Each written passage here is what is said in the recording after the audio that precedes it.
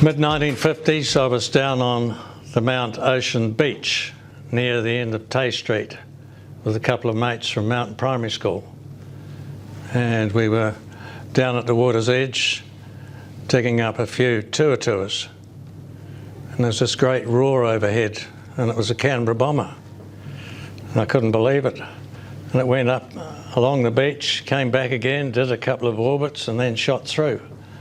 And I didn't have any idea that 10 years later I was going to be charging around Malaysia at low level, at high speed, with live weapons on board. If anybody wants to ask questions along the way or add to something, there's a few 14 Squadron people here that I was in Malaysia with. Who'll keep me on the straight and narrow.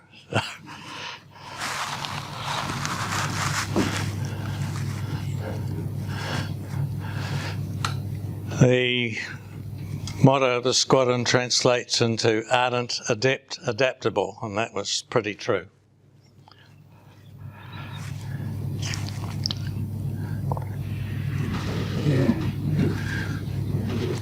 That grates a bit.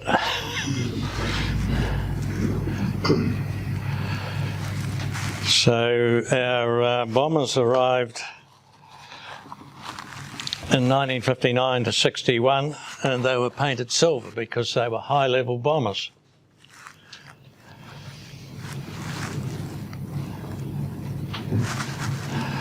That's the whole fit of our Canberra force. There's two training aircraft at the back, up the end here, and there's one B-12 missing.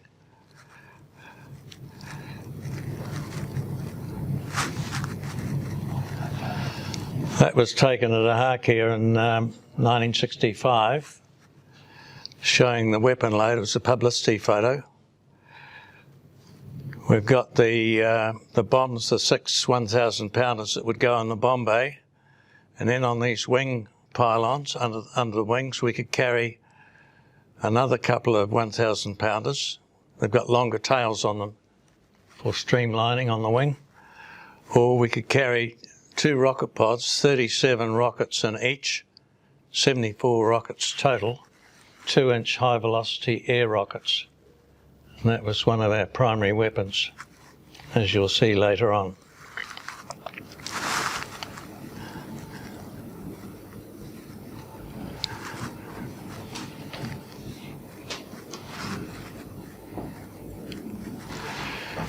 So I missed out on the November part of it. I got there in January, but confrontation. After Malaya gained independence, Britain encouraged it to join together with the former colonies of Singapore, Sarawak and British North Borneo, which became Sabah. Indonesian dictator Sukarno, having booted the Dutch out of their East Indies, he saw the forming of Malaysia as British neo-colonialism. So he was totally anti that, and he started taking military action to prevent it.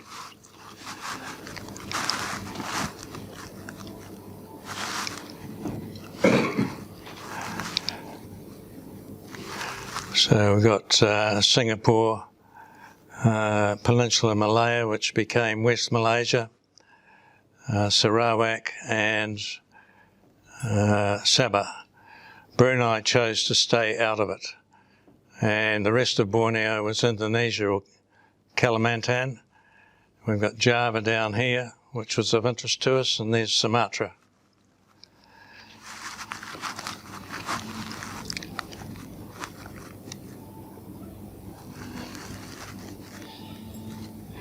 So we still had some lines of command back to New Zealand, but we were within an RAF unit, the strike wing of the Far East Air Force. We only had 6 Canberras, and the B-12 was a modification of the RAF's B-8, and the I stands for interdictor, so it was designed to attack targets behind the front line, like bridges and infrastructure, railway lines and that sort of thing. And in Europe, it also had a nuclear job as well in Germany. 14 Squadron regularly had,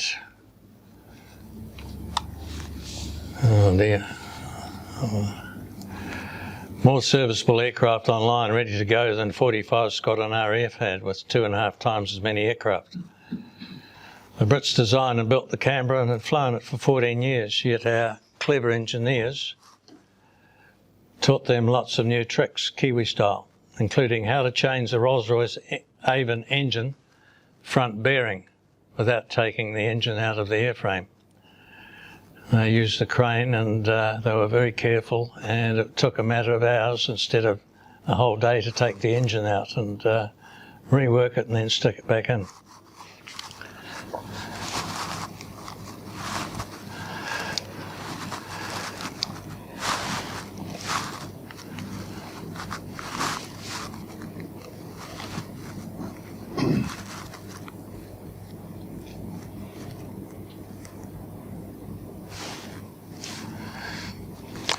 On paper they had very big armed forces, but a lot of them weren't operating very efficiently.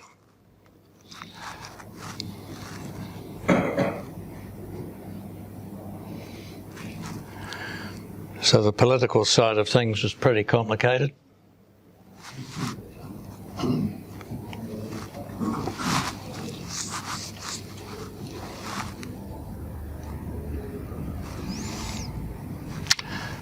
And the squadron's deployment to Singapore happened at quite short notice. It was a real rush.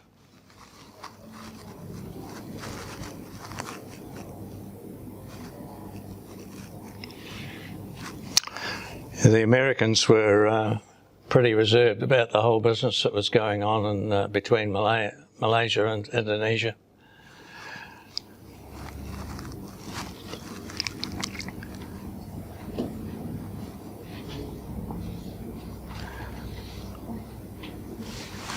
Can you all see that? Down the bottom? So these were the various attack plans.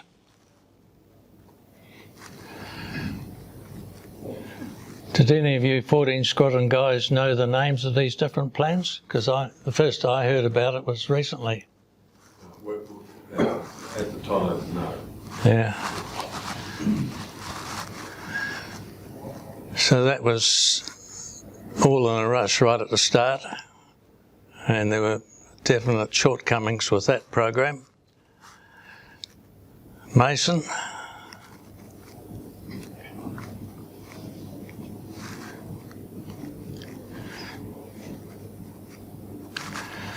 So with Addington, the concentration was just on the Indonesian Air Force.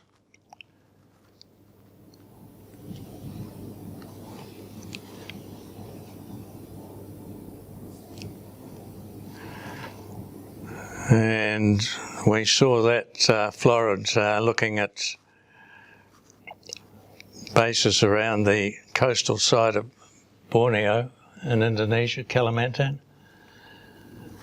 When Heather and I were down in Southland last Easter a year ago, we actually met a woman who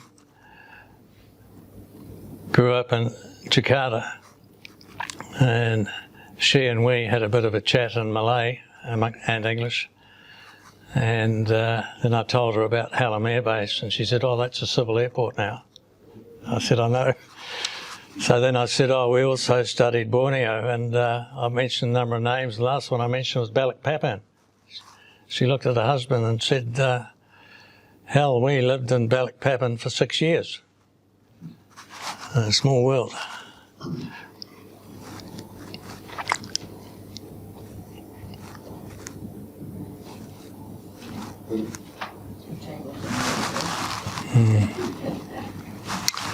So they were counting on a 20% loss rate.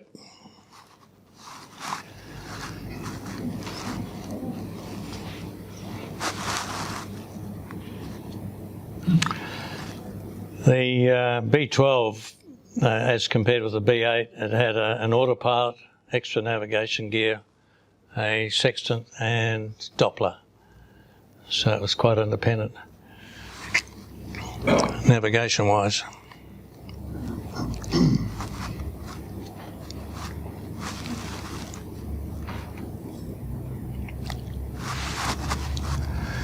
So our roles in the Far East Air Force.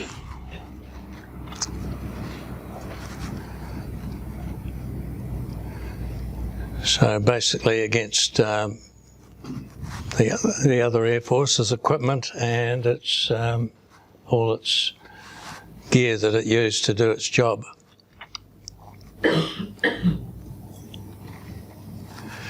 Interdiction, like hitting infrastructure, but also ground attack in support of troops.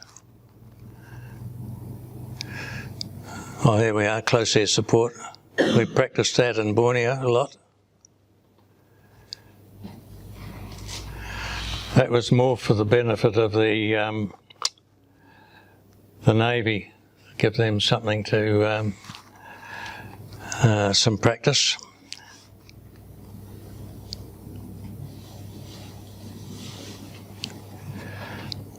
We would fly long straight lines under the direction of the radar controllers, and they would watch where we were on their radar, and then they wanted to see where there were holes in their radar cover. When the Indonesians came across and dropped troops on Malaya in the Lapis area in late 1964, they chose to come across with their Hercs between the radar cover that was up on Penang and the radar cover from Singapore. So they snuck in between. And then the Kiwi troops helped round those people up.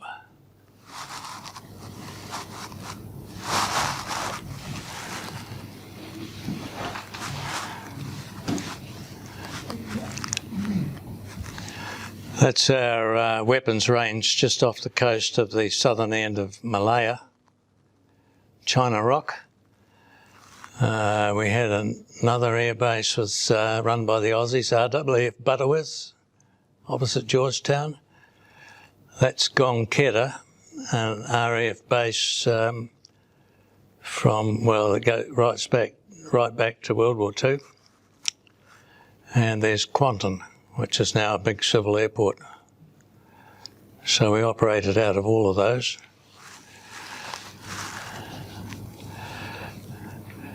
We had 2 one-month stays at Gong Keda on the northeast there, living in tents.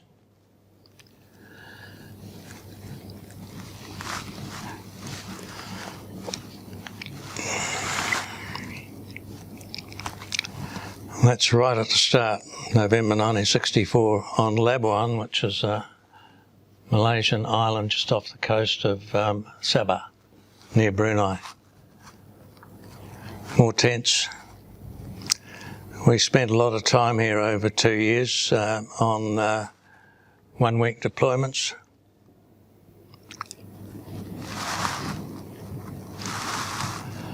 That's Labuan there. We also deployed to, for a week at a time, just 1 or 2 aircraft out of Kuching.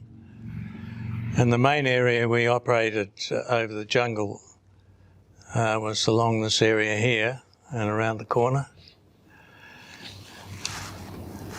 Navigation over Borneo was difficult given the old inaccurate maps, sizable hills, lack of visual features, and plenty of challenging weather. And just in here is Barrio. We spent a lot of time around there, and I'll show you a picture of that in a moment. Very close to the Indonesian border.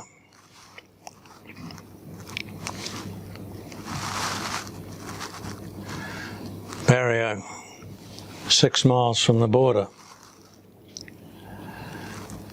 We did lots of cooperation practice with the troops around that area. Making lots of noise was all part of making our presence known. And throughout this period, the Indonesian army was coming across the border up to 100 company strength, up to 100 troops at a time. And they would normally follow the pathways, so our troops knew where they were going to be. They didn't go through the jungle like our fellows did. You see the Royal Navy Wessex helicopters in here. They did a lot of support for the outposts in Borneo.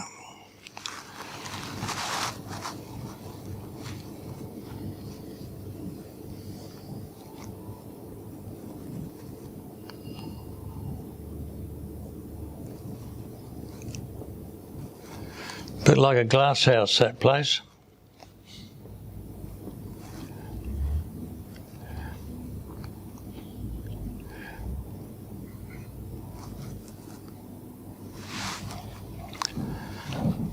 The regular job, we used tip tanks when we were flying long range. We could jettison them.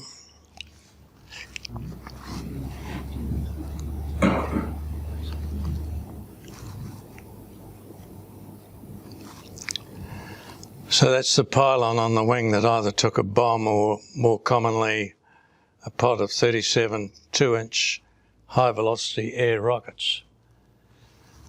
So they were finned rockets. The fins were folded up, and as they came out of the tube, they opened out.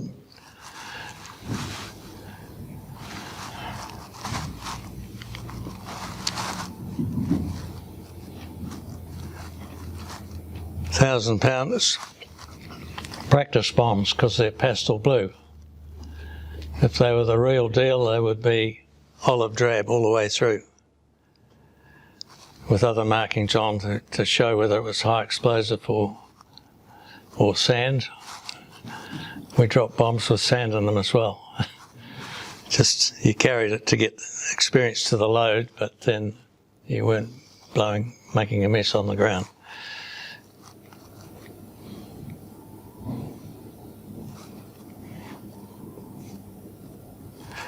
Pretty difficult to get the bombs in underneath the aircraft, right, Al? Yes, have to check the main wheels up, Yeah. tail up so you can get it underneath. Yeah, no, it wasn't easy.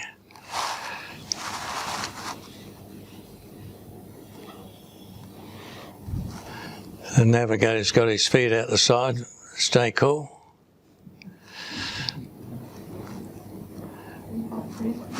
The engines were started by cartridge starters and carry 3 cartridges in there, and carried more down the back of the aircraft as well for changing them.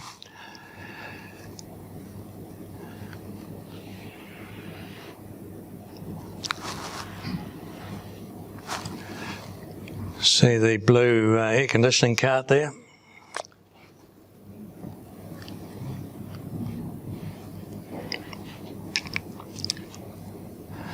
It shows the offset pilot canopy there, which gave a better view if you were doing a dive attack. Speak up a wee bit. Okay. Should have a microphone, shouldn't I? Yeah.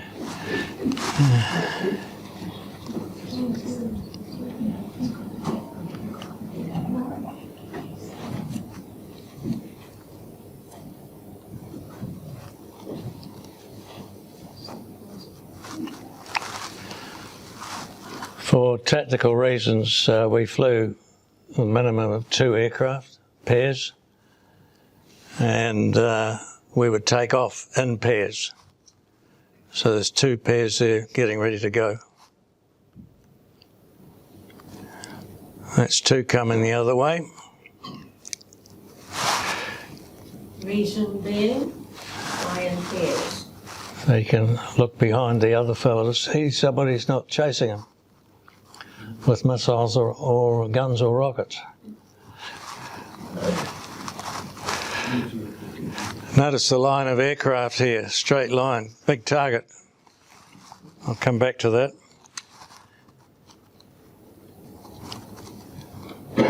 Bruce, what were the Indonesians flying that were a threat to you? Sorry? What were the Indonesians flying that were a threat to you? I'll cover that in a moment, but they were MiGs, if they were serviceable. Yeah. Yeah. Oh, we took it all seriously. Some years later, some of our aircraft travelled through eastern Java, through one of their main bases, and a lot of the stuff was parked up, and the crews, there was grass growing around it. Did you see that, Alan? Yeah. And at best, they were only having a couple of hours flying a month. And then the Badger bombers were parked out on the other side of the field with grass growing up round there. You'll get a close-up of a Badger bomber shortly. Canberra's regularly got to 50,000 feet. The aircraft could, our particular model of aircraft could quite easily have got to 60 or 65, but we had a limit on our oxygen system. If you had a decompression at 65,000, you weren't going to get down before you ran out of breathing. So 50 was the limit. You can see the dark sky above. Most of the atmosphere's below you at this altitude.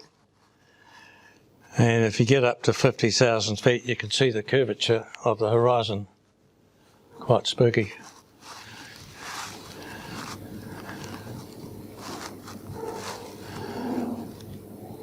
There's a couple of Canberras coming back high level, keeping an eye on each other's tail, coming back into Tauranga on Singapore.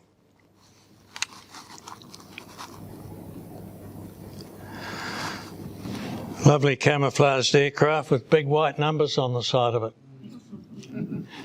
That was all done in a big hurry in November '64 before the aircraft came to Malaysia. Very shortly after this, the white numbers went and they were little wee black numbers. And subsequently the roundel markings were changed a couple of times after that. Now there's no white in the roundel at all.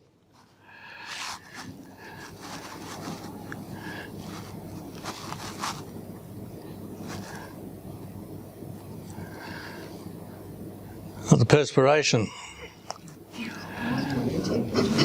We had a rule where if you weren't airborne within 30 minutes, you had to come back because of heat exhaustion. And they went through a period of weighing us before we started and then weighing us when we got back, take off our flying suit, of course, to see how much liquid we'd lost. Jimmy had a question. What were the temperatures actually like? Well, how hot was it? On the ground outside, it doesn't alter at all throughout the year. It's 29 to 31 on a hot day, 32. Sun rises at the same time every day, sets at the same time on the equator. Yeah, so a cold day it might get down to, a really cold day it might get down to 26, but 31 to 32 all the time. And inside the aircraft, right up.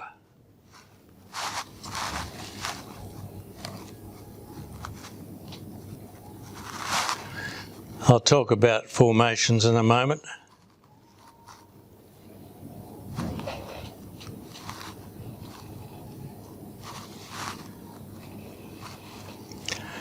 So after a low-level navigation exercise and a first run attack, that's where you go at the target and shoot at it or drop a bomb on it without going around a circuit and lining up and taking your time. You actually navigate accurately enough to find the target and then put the airplane in the right position to hit it,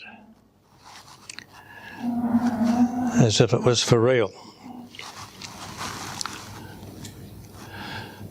Volkner Rock out by White Island, it's got scrap metal all around it. Some of it actually hit the rock, the rest of it went in the sea. We did that regularly, and so did the Skyhawks.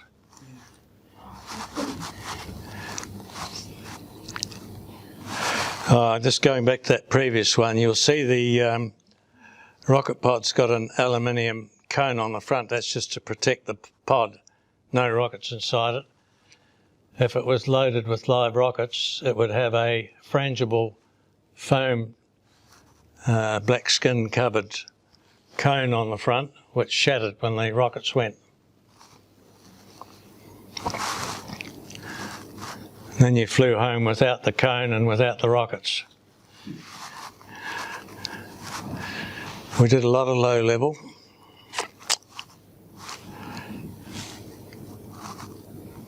Lower level. It's pretty scary stuff at times. Low level over the rubber plantations. They've all been replaced by oil palms now.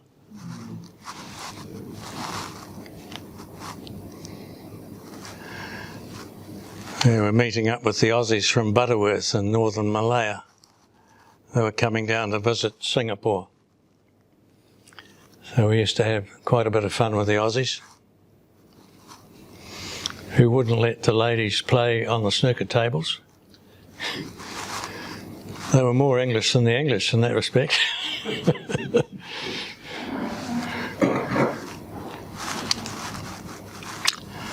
Well, I think he was calibrating our radars rather than his own there. So that's a Badger bomber. The Russians are still flying those, as are some of their friends. They've been testing RAF readiness by flying along the air defence zone border over the Malacca Straits. It was intercepted by an RAF Gloucester Javelin FAW-9, flown by a Kiwi, Colin Holman, with his crew, Flight Lieutenant Baranowski, in the rear seat. The tail guns initially were pointing at the Javelin, and then Colin rolled his Javelin upside down, showed the Indonesian his 4 air-to-air missiles underneath and then back down, and then the gun started pointing up at the sky. You got the message.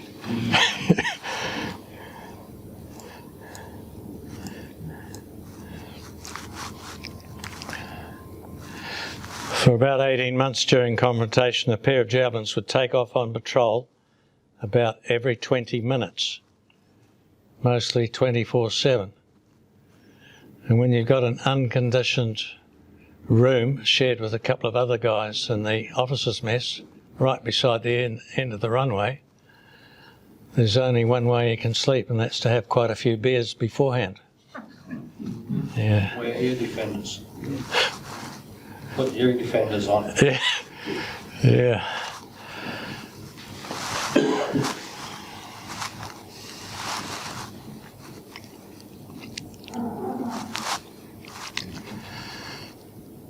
We had a pretty good idea where these guys were. They were helping the Indonesians.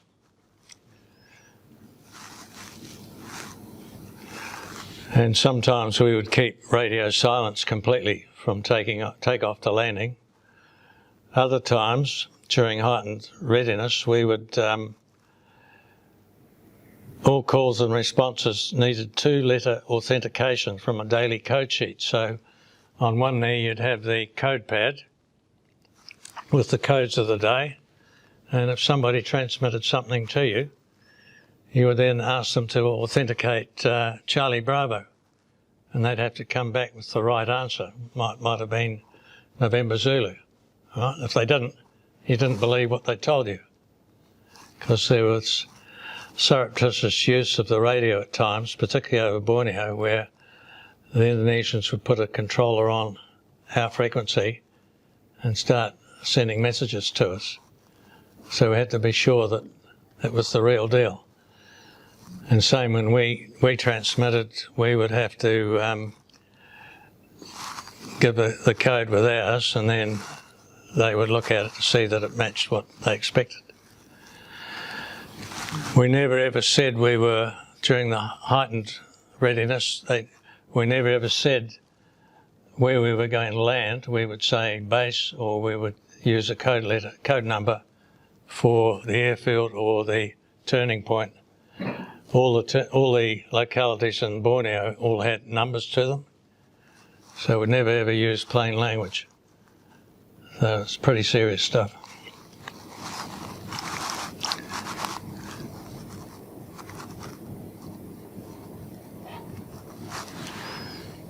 So high-level battle formation, numbers 2 and 4 would be looking out to see that their leaders, 1 and 3, so the leaders of each pair, number 1 or number 3, were being guarded by the tail end Charlie behind.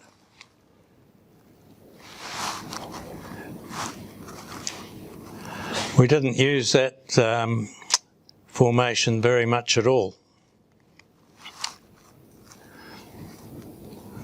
That was a more common formation. We used that a lot. Gulf War I, the RAF Tornadoes were still using that formation. And keeping an eye behind. And if somebody was attacking us, we would turn around and turn towards them and upset their aim. The other thing was there's a chance that an intercepting fighter aircraft might see 2 of the aircraft, say 3 and 4, but wouldn't see 1 and 2.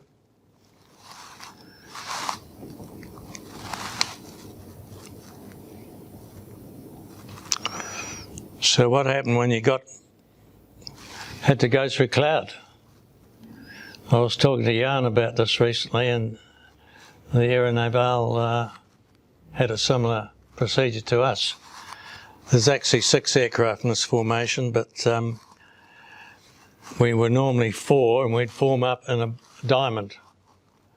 Close formation, go into the cloud, come out the other side, back into our tactical box. Pretty scary stuff. I mean, I was only 19 or 20 here, but now you wouldn't get me doing anything like that. Young man's game. So if we lost contact in cloud, and that did happen occasionally, the number 4 aircraft, the one right at the back, he'd slow down, get well out of the road. The 2 wingmen, 45 degrees, 45 seconds, and then parallel the leader. Hope that you found each other when you came out of the cloud.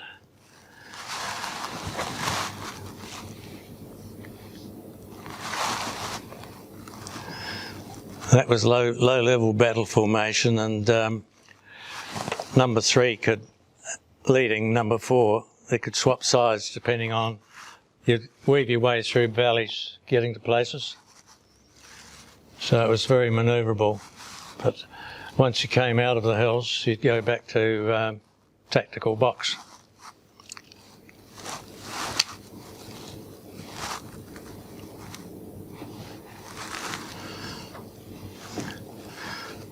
Now this was classified information for some years, but you can read about it in books now.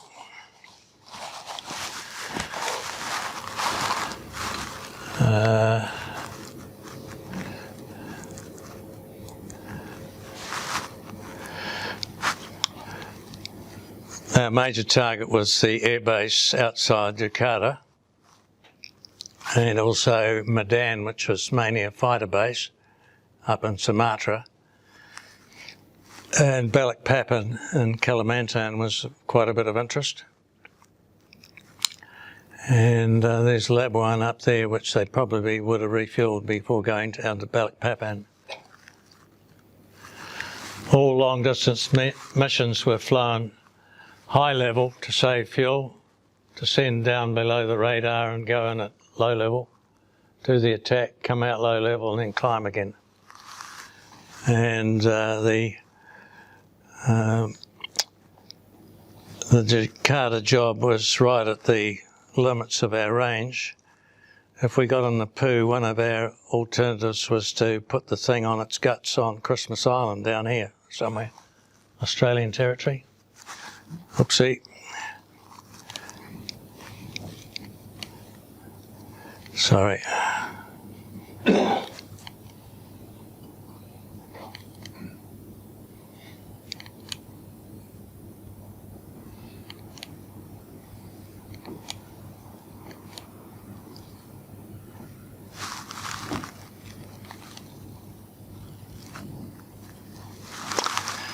We also had secondary targets. Padang Airport was of interest, Palembang refineries and oil fields, and also the Indonesian guerrilla bases on the islands south of Singapore.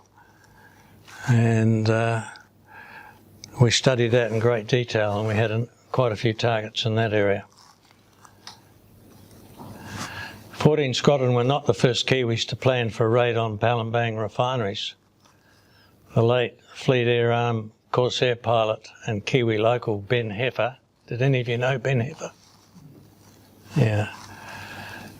He was in an attack on Palembang area in a Corsair with others off a carrier in early 1945 as the war was coming to an end.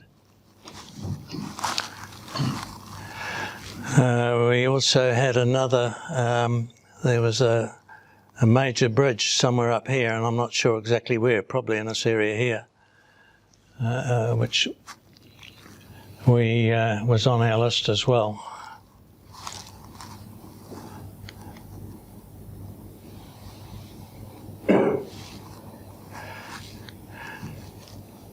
So this is with the 2-inch rockets coming in at 50 feet.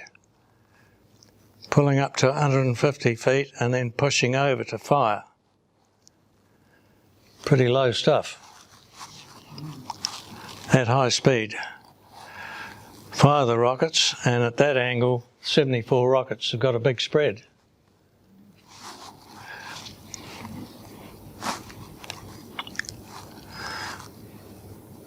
Like there on an airfield with fuel dumps and aircraft. So there'd be 2 aircraft having the first go together, and then the back 2 from the tactical box, they would have another go. That's what 12 rockets look like coming out of a Canberra. Imagine 74. We had a problem for a few months with the tailpipe on the 2-inch rocket fracturing and the rocket falling apart. Well, I was firing one at low level. This is in a steep dive, but firing one at low level one day, and the rocket out of the right-hand pod burst just as it came past the engine, and all the goods went down the engine. So back to base on one engine.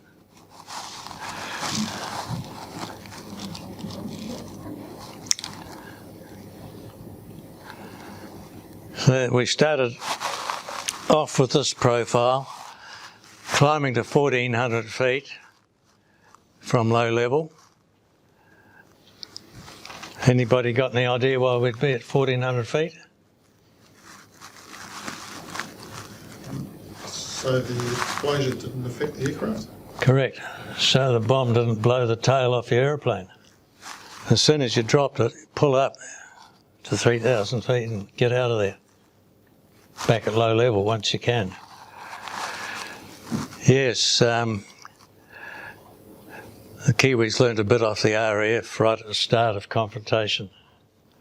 As our idea initially was going to damage our aircraft. So we changed to this. And then learning from the Vietnam War, aircraft were getting hit by troops on the ground, rifle fire and machine guns. So we decided to drop them from 7,000 feet. We could still hit the target from 7,000 feet, not quite as accurately, but less danger from rifle fire.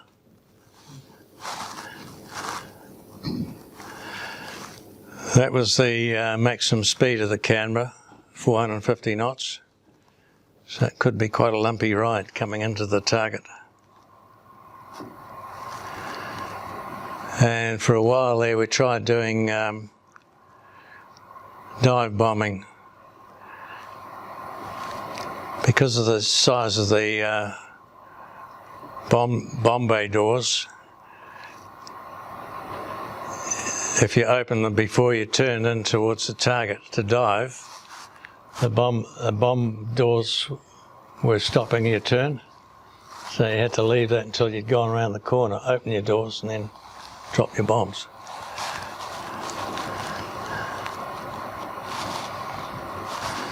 So somebody, was it you, Mike, asking about the threat?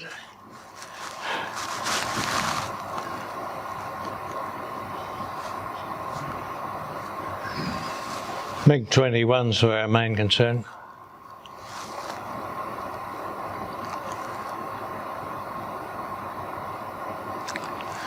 That bridge in Sumatra was protected by a couple of 57mm radar guns, and that was a concern.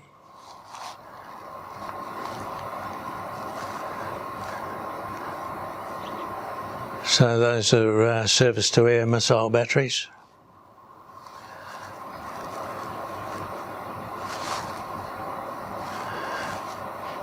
I mean, they weren't going to see us. We were going to be at 50 to 100 to 200 feet coming in there, Jakarta.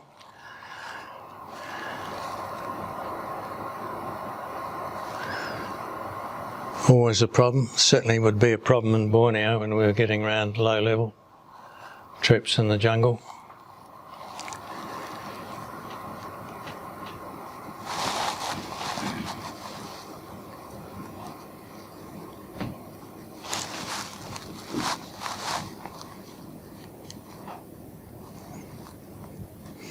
China Rock weapons range. It's had a fair bit of metal dropped on it and around it. I was range safety officer out there one day, and a crazy guy in a scimitar from the Royal Navy came racing through, and he was only a couple of yards above the rock, and he dropped something on it, and it blew a panel off the bottom of his aircraft. He was so close. And then there was fuel streaming out the back. Yeah, so he shot through in a hurry. You can see that horizon definition is a real problem in these conditions.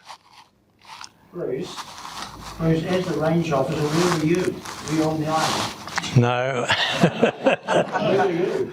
I'll come to that shortly, but we had an observation tower on the mainland, and we took 1 week turns out there.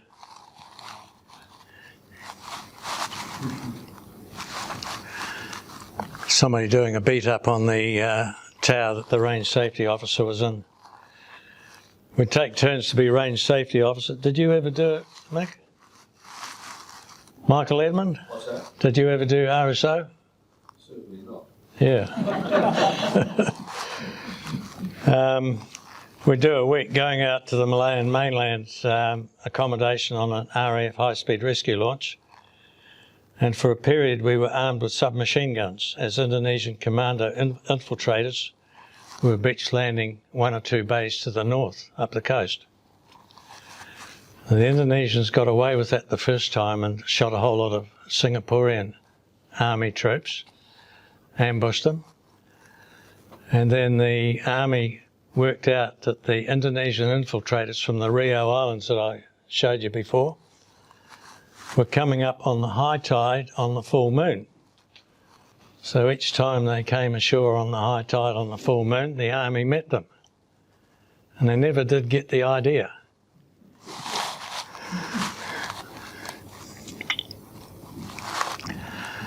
So that's a tactical box formation. You could see the 4th aircraft there, much higher than they would be for a serious raid, but they were doing a raid on Tauranga, rocket attack,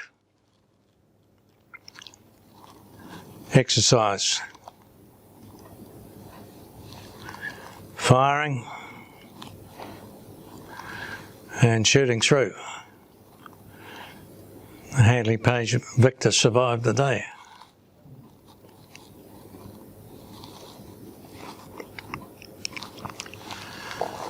So you see all the aircraft parked out on the line here?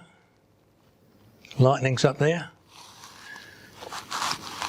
And the group captain, base commander, Hawkins, he was pretty worried. We had, Indonesian Air Force had Mustang P-51s, P-51Ds on Bintan Island in the Rio group south of Singapore. And they could have got to Singapore in the space of about 10 minutes, 15 minutes. We had the Army anti-aircraft batteries each end of the runway.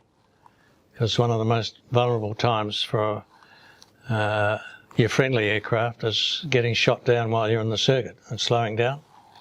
Hence the reason for doing buzz and brake, getting it on the ground quickly. But the Army anti-aircraft artillery were right there, night and day, pointing out along the centre line of the runway, each end of the airfield, and there are other guns further out.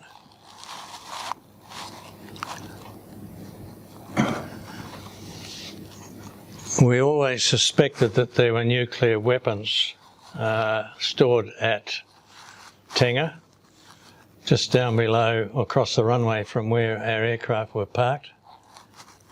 And V-bombers would come in the middle of the night, and then stuff would be covered with tarpaulins or whatever. They'd be towed across the runway and the trolleys would disappear into the bomb dump.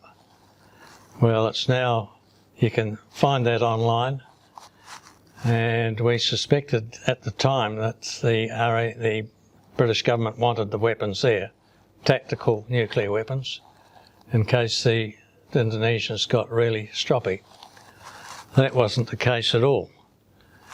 The British government used confrontation as an excuse to get nuclear weapons positioned in Asia, and that's why the Vietnam War was going flat out. So if the Chinese and the Vietnamese came down through Thailand towards Malaya, the Allies were going to be ready.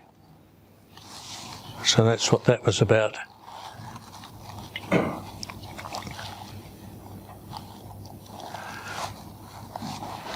There's Michael Murray there, looking very, very active.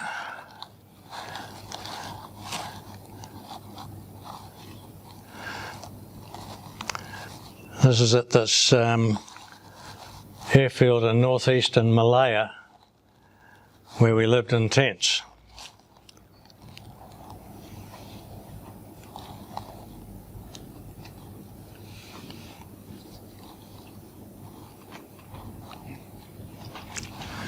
Birds were always a problem, flying low level.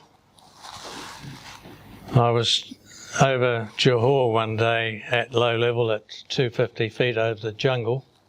I was in a turn and I saw this bird, great big bird, out of the corner of my eye, and I couldn't stop the turn. It all happened so quickly. I couldn't dive.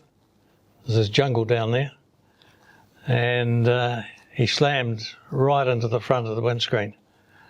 And the Canberra had an outer windshield which was curved, and then in behind that a bulletproof, well, not completely bulletproof, but a stronger windshield, laminated windshield.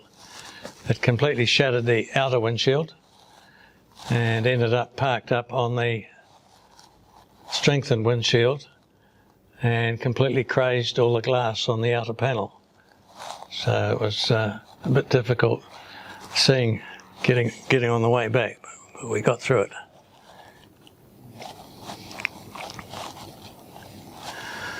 That's Gong Keda. This area was the scene of furious battles in late 1941 when the Japs landed on the adjacent beaches. The RAF had bombers based there on the grass airstrip at that time. The Japanese built the old cross runway. So that's that runway there. The Japanese, when they arrived in Malaya, they didn't have any meteorological records. So they assumed that the wind in the local area was sea breeze daytime, night breeze nighttime, all at right angles to the coast. They took no account of the northeast monsoon or the southwest monsoon. So they got that wrong.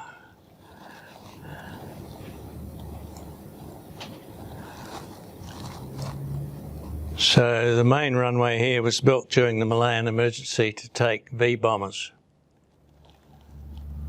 So it's at an angle to the Japanese runway.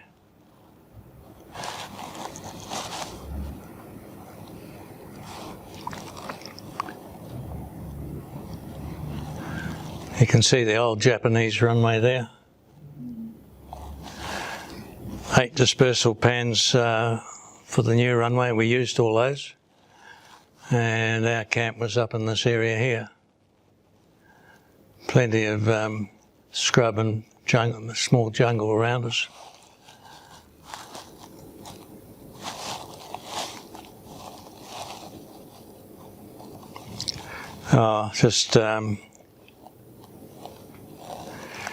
Here the RAAF lost all their 9 wildebeest. And this was at the time when the Prince of Wales and the 2 battleships were sunk off Quantum and Repulse, yeah. Yeah, the Indian regiments of the British Army fought very hard to stop the Japanese here, but the Japanese just too strong.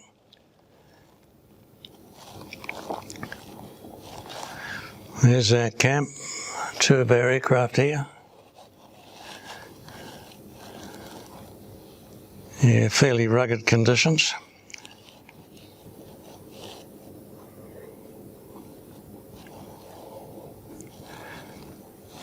There's barbed wire around all this. The local population in the province of Kelantan were not friendly towards the rest of Malaysia, and they were certainly not friendly to the Brits.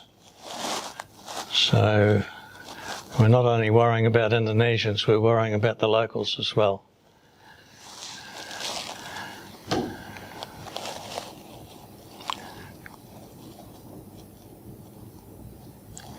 See all the sandbags?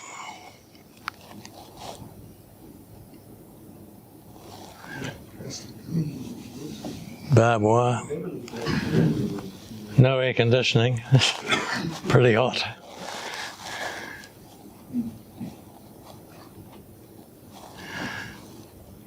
They're actually quite good to travel in up in the tail, these Beverleys, and they could carry a lot of cargo. Borneo, they'd take those rear doors off and just drop huge loads out the back.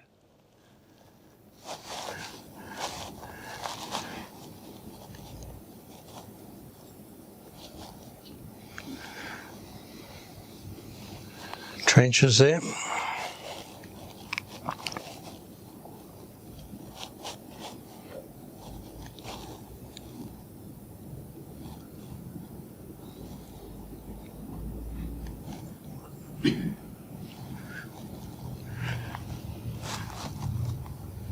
Pretty relaxed.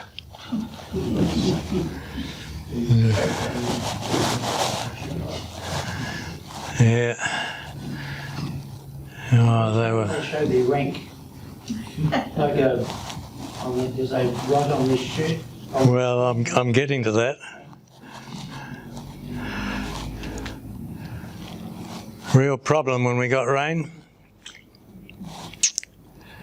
That was regular. These things wanted to climb up onto your camp stretcher. Scorpions, you had to leave your boots upside down on a peg outside the tent. Scorpions everywhere. And those bootlace snakes.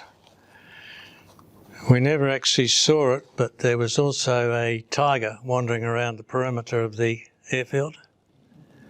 Went out searching for it a number of times on trucks, but never found it. And monitor lizards. Yeah, they were quite big too. Not as big as a Komodo dragon. Nice place. Mosquitoes, malaria. That's mosquito control there. Spraying insecticide. 2 of the RAF guys who'd been here before us stopped taking their pills when they went back to UK. A couple of weeks later, malaria in UK. Yeah. Paliodrine pills, which we had, the Aussies used a different pill. We were up in New Guinea, we stopped when we came back after about 3 months, and Ryan got sick with malaria 6 months after we got back. Yeah. Nearly killed Incredible, eh? it. Nearly killed it. Yeah. Because it wasn't diagnosed. Yeah.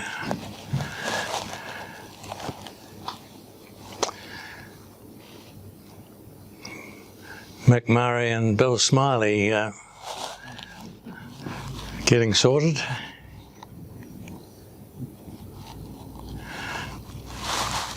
There you go, Mike. Yeah. So anybody who wasn't on the squadron didn't know who the hell which individual was, what rank they were. That's how it was. I guess it was like that in the Pacific in World War II.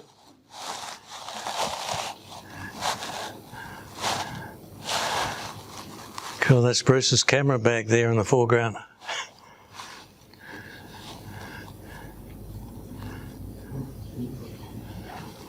Yeah.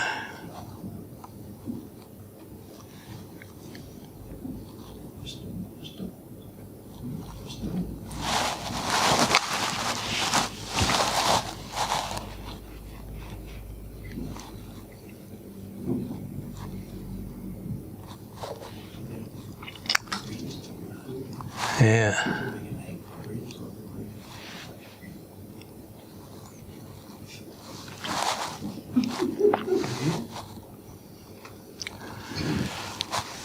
Yeah, you've got a mixture of Smith & Wesson 38s and Sterling submachine guns. Regular crew issue was the ancient Smith & Wesson 38 revolver. On active service in Borneo area, crews always wore the revolver when flying and carried the live ammunition.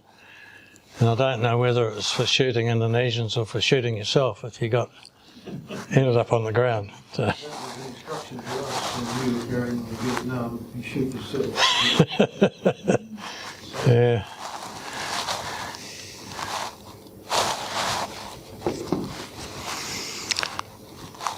Look at the undergarments, eh? Y fronts, the real McCoy.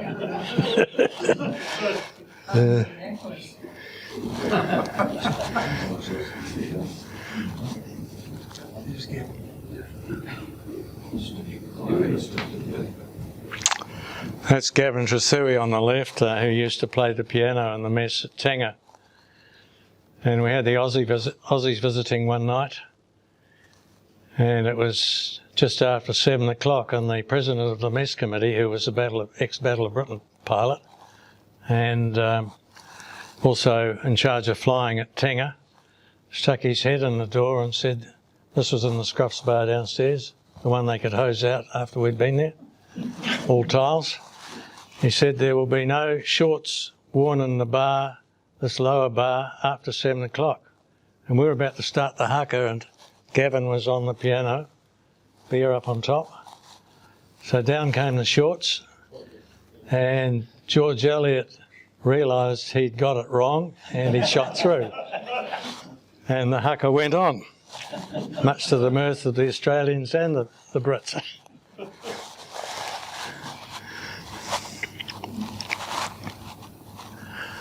That's Geoffrey Wallingford, our squadron commander.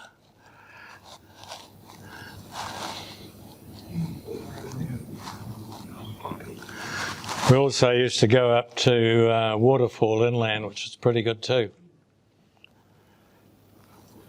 Jungle Waterfall.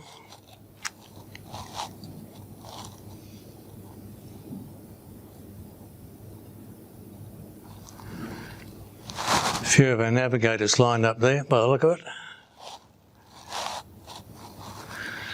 There was a pillbox just to the right of this area here. In fact, Heather and I were here about 6 or 7 years ago, and the pillbox had gone and fallen over and sunk into the, but from World War II.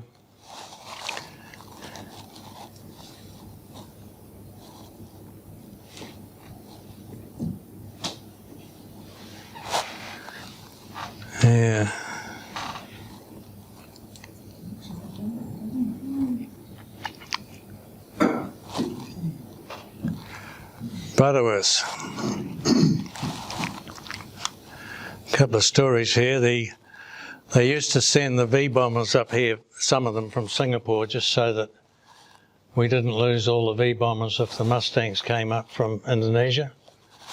So they'd be based up here. This Lancaster from New Caledonia was on its way to UK. And it's now, they're restoring it to flying condition. It's taxi condition at the moment. Just Jane, I think is the name of it. Yeah, that's the one. Well, the ferry crew got all the way to UK and then learnt that they'd flown all the way from Noumea to UK with an old self-destruction device fitted inside the aircraft. And it hadn't gone off, so they're okay.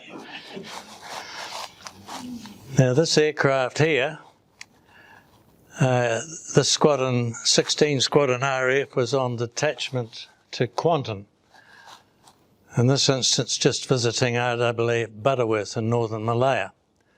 They had come from midwinter at Laarbruck in Germany. They were nuclear force from the RAF in Germany. And they'd come from on rotation from Germany, midwinter in Germany, to tents at Kuantan. And we felt sorry for the devils, so we would fly 2 aircraft up there in the weekend and park up with them at Kuantan, and 2 of them would come to Singapore and sleep for 2 nights in our air-conditioned rooms at Tauranga. Well, there's a B8, this is a B8 Canberra. There's a B8 in New Zealand. It was at the Air Force Museum, parked up in storage at Wigram, and it's now at Warbirds at Ardmore, being painted up and ready to look like a B-12, New Zealand Canberra. And it just happens the B-8 that we've got is from 16 Squadron. Quite a coincidence. We also used to have to, when the squadron went back to Germany, we had to send an aircraft out with our navigation system, because they only had Decker navigation, which I think Mike discovered the aerial in the Canberra that's at Ardmore. Mike Feist? You discovered the G aerial? Yeah. Well, they were set up for European area nav system G, but they didn't have overwater stuff. So one of our aircraft would have to lead them across to Gan in the Maldives to get them safely on their way.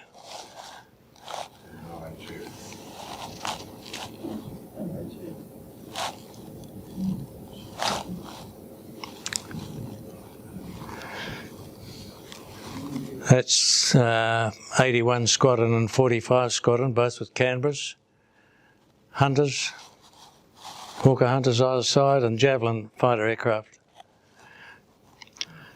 If the Javelins had their belly tanks fitted on the outside of the fuselage, we could outmanoeuvre them in the Canberra, and it would drive them right up the wall. They'd come at us, we'd turn towards them, and they go shooting up that way, come back again.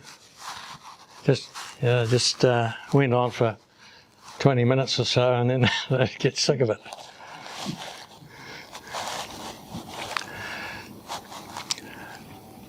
A couple of us were flying out of Kuching back to Singapore one day, and 2 of these devils, we were in a couple of thousand yards apart, laterally. A couple of these guys came up behind us and we didn't see them. They each did a barrel roll round us. 20 Squadron. I mentioned that we did stuff with the Royal Navy. I think one of those is an Aussie carrier.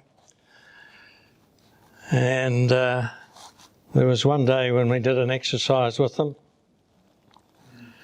Did the raid, I wasn't on this, but Mick and probably, or Mick or Ken could tell me, did the raid across the carriers and got intercepted by scimitars and javelins, not javelins, Fixers. Vixens, yeah, the DH-110, yeah. Yeah. And then our canvas shot through for a while, and the fleet air unlanded, started refuelling. Back came the Canberras and caught them cold. And the Royal Navy was not very happy. Did they learn from?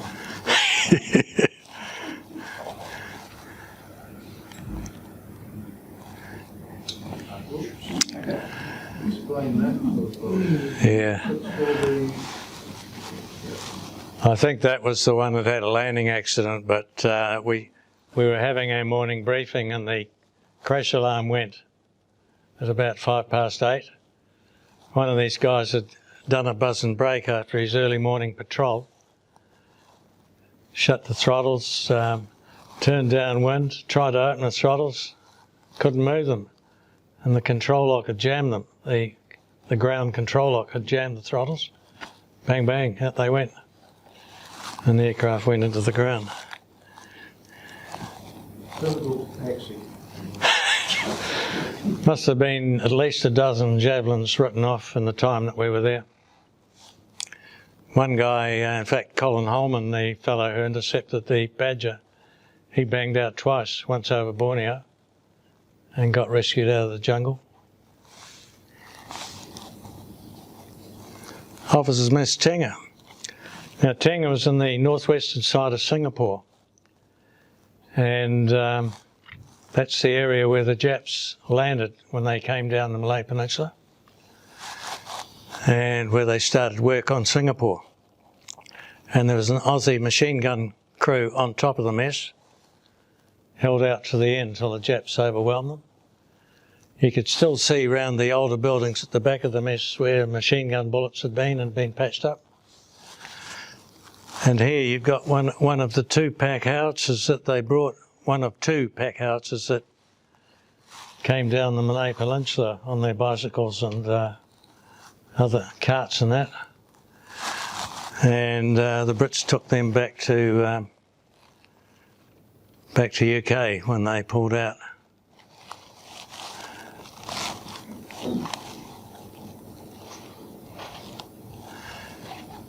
Towards the end of our stay in Singapore, we did an exercise in Queensland and New South Wales with the Aussies. Yeah. And the recent things that eased off is President Sukarno of Indonesia had been ousted during a coup, and it was getting close to a peace treaty, so we could actually vacate the area and play games elsewhere. That 207 for a number of years sat on a pole at Wanaka, and I think it's now in a shed somewhere down there. Canberra B20, made in Australia.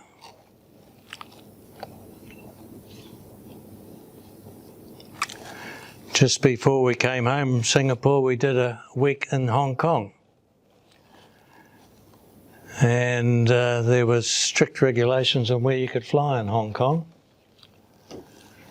So you had to have special permission to fly into the outer flying area, and you had to be escorted by a local military pilot.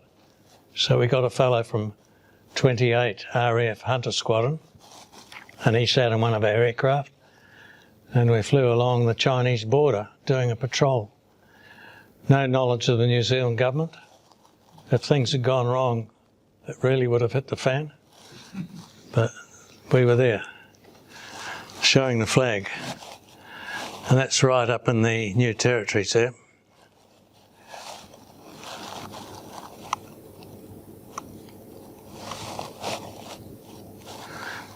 And that's our last day in Singapore. 2 brand new Hercules up the end. I flew this one to Darwin. We were allowed to fly directly to Darwin. Prior to that, all our trips out of Singapore or back to Singapore had to go right round the northern end of Sumatra and down to Cocos Island. In this case, we flew direct to Darwin. So the Aussies wanted to have a bit of fun with us when we got to Darwin. So we were flying tactical box formation. And sitting beside me was Air Commodore Frank Gill. Any of you remember him? Yeah. And each time the Mirages came racing up at us, we'd turn towards them and they go flying right up in the sky, and they'd come around and have another go, and we'd turn towards them again, go out, and they go out here. And the young fellas in the Mirages, they never quite got it sorted. And we got on the ground, and Jeffrey Wallingford, the commander, squadron commander, came over and said, "Oh, what did the Air Commodore think of all that?" And I had to tell him he was reading a paperback all the way through.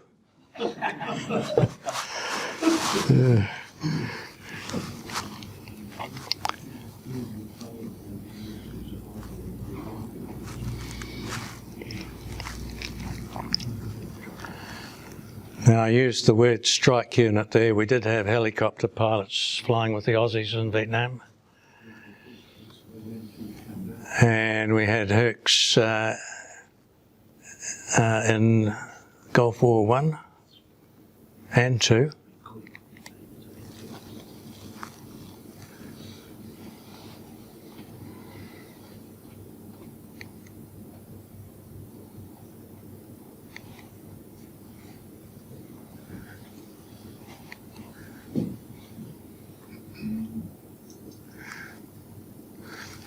Any of you speak Bahasa Malaysia?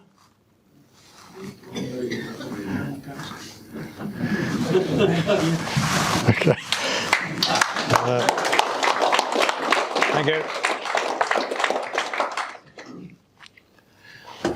Bruce, when you started off, you talked about the Far East Air Force being 2 RAF squadrons and 1 RNZAF squadron. Why were there no Australian squadrons in that mix? Yeah, I don't quite know what the... I think the Australians kept control over 2 bomber squadron. They later went off to Vietnam, and we thought we were going there as well, but we came home. As Keith Holyoake, he had all sorts of restrictions on what we could do. Some of the other squadrons did ground attack in Malaya against infiltrators, and we weren't allowed to do that. We practiced it, but we weren't allowed to do it because Keith Holyoake didn't want to upset the Indonesians for later on trade and all that. And it was the same in Borneo. We would fly around with live weapons on, but they weren't connected. But looked good. Yeah.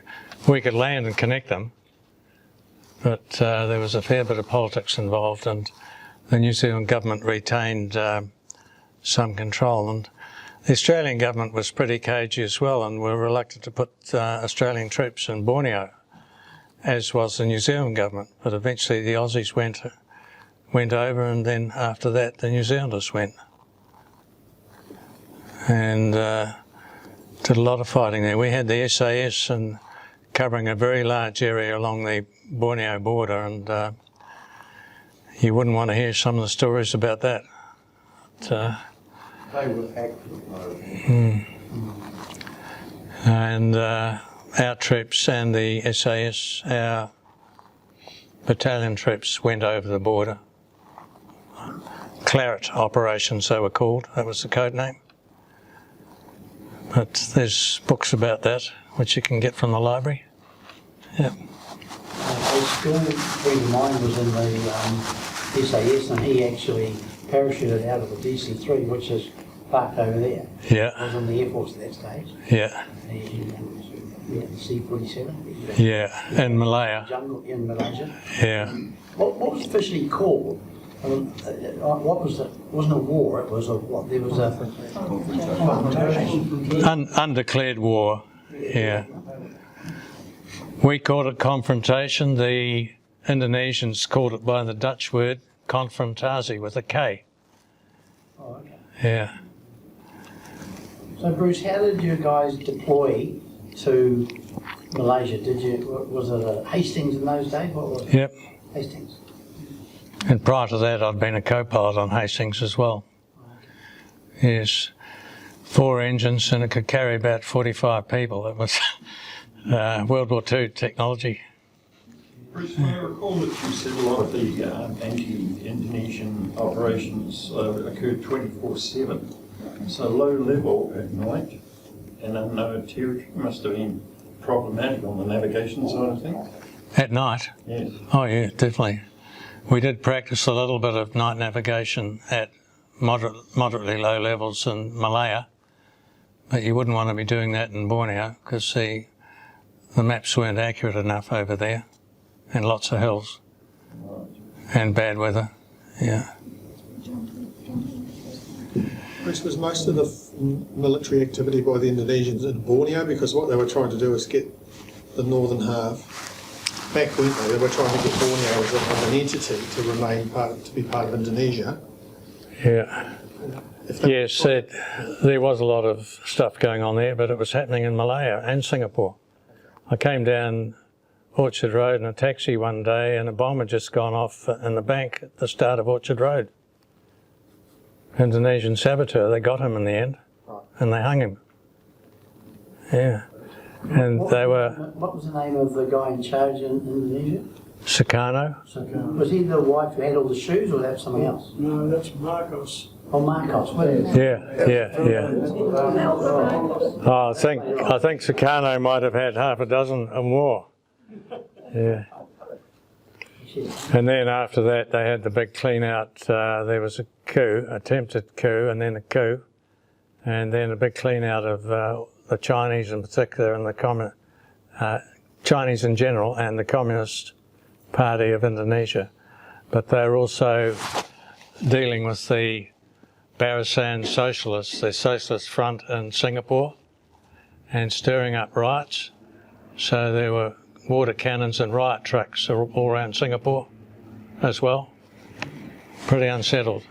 It was hard to see how Singapore was going to get from there to where it is now. Yeah. And how accurate was the meteorological information available to you in if you saw it was coming up? How or what? Or Well, we knew what month the monsoons were coming. The daily stuff was a bit hit and miss. Yeah. It's you knew what the temperature was going to be and what time sunset was, but not much more. Yeah. What would you? Were there any RNZF Canberras lost in the Malaysian confrontation? Yes. Yeah, one of our aircraft flew into the sea out at China Rock on a day where the visibility was bad on that slide I showed you, but it was even worse many days. And the grey cloud would come right down to the grey coloured sea. And it was very hard to know where you were. But almost like whiteout. Yeah. At one point you mentioned small arms fire from the ground and changing your tactics where you were flying a little bit higher. I thought, it doesn't. Were any aircraft lost due to small arms fire? Not that I'm aware of. One RAF Canberra got hit near China Rock in the low flying area by the first lot of infiltrators that came in on the high tide in the rubber boat. And they gave themselves away, so they sent in the Singapore, one of the Singapore battalions. They got ambushed, and a lot of them got shot by the Indonesians, who were commandos. And there were also other infiltrations that came in the other side of Malaya, the southwestern corner of Cook-up area of Johor. And our troops were involved in rounding them up. And one of the lots that went into the jungle near China Rock, they were shot up by 16 Squadron RAF Canberras. No aircraft losses. Not that I'm aware of. I believe one of our freighters was hit by ground fire over Borneo. It was a course mate of mine, bullet went right between his legs. Yeah, I knew a guy that was on there as well. Yeah. We had another aircraft shot at when it was coming into approach coming around St John at the south end of Singapore, shot out from the islands. The Indons also had I think it was a 180mm gun on Bintan, which worried us a bit. Anti-aircraft gun. It was huge. Yeah. So we knew about some of that stuff. But there were a number of landings in Malaya as well as Borneo. The big advantage our troops had in Borneo, they had hill forts around the place, but they'd pre-survey the junctions in the track system, and they knew that the company strength Indonesians would follow the tracks. So the Indonesians come around and shoot up around the boundary of the hill forts that they were in, our guys, and they'd wait a quarter of an hour and then lay down after the shooting stopped, our guys would lay down a mortar barrage on the intersections of the nearest tracks and then go out and sweep up the mess next morning.